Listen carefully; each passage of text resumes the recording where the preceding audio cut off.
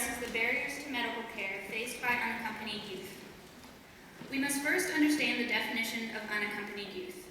These are youth who lack a fixed, regular, and adequate nighttime residence and are not in the physical custody of a parent or guardian.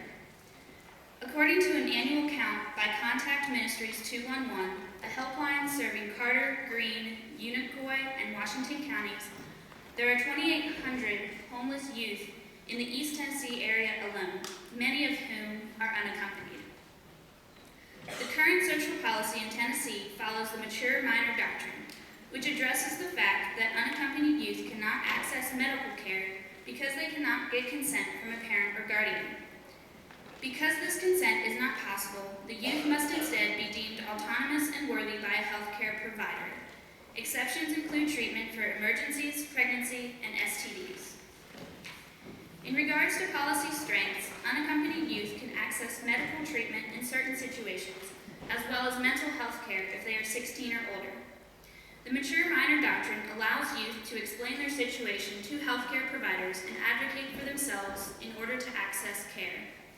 Youth can also apply for TennCare benefits, although this procedure is somewhat vague under the current policy.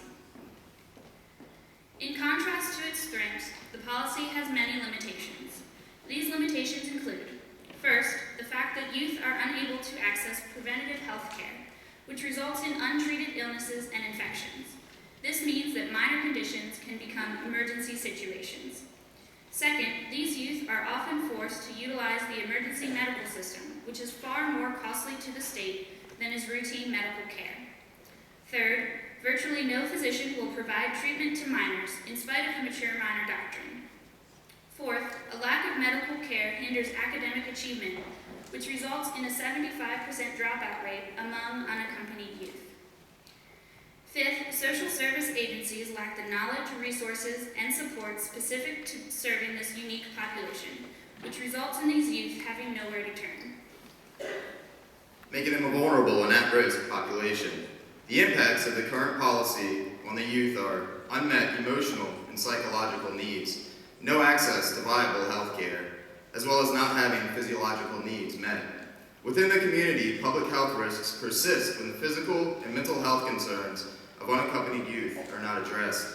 Attention is diverted to these youth needs unrelated to education when interacting with school staff and administration. We, as social workers, are unable to link youth with needed resources due to the lack of specificity in the current state policy. This topic relates to social work's 6 core values by needing to provide services to unaccompanied youth and address the basic physiological needs. Address social problems such as neglect, abuse, and family conflict. Advocate for the resources and needs of unaccompanied youth. We must insist that these youth have every right to be heard regardless of their age, as posited by the goal of inclusion. Social workers must engage individuals in the youth's social environment to find needed support. To act with integrity, we must uphold the ethical standards of practice and act responsibly, as well as keep confidentiality. And finally, we must educate social workers regarding the unique challenges and unmet needs of unaccompanied youth. Our recommendations for addressing these limitations are: devise a Tennessee state law to address the physiological and medical needs of unaccompanied youth without requiring parental consent. Educate human service workers, medical and mental health providers about this unique population and the resources available to serve them.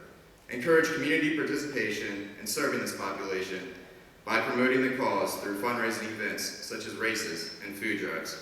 Engage social workers in the implementation of early intervention programs to reduce the risk of youth becoming homeless. Develop a central referral base in regions throughout the state to organize the effort of addressing the needs of unaccompanied youth, and to create a state program that specifically serves unaccompanied youth with a plethora of needed services. There are 14 states where these services are already in place. We encourage you, please take action.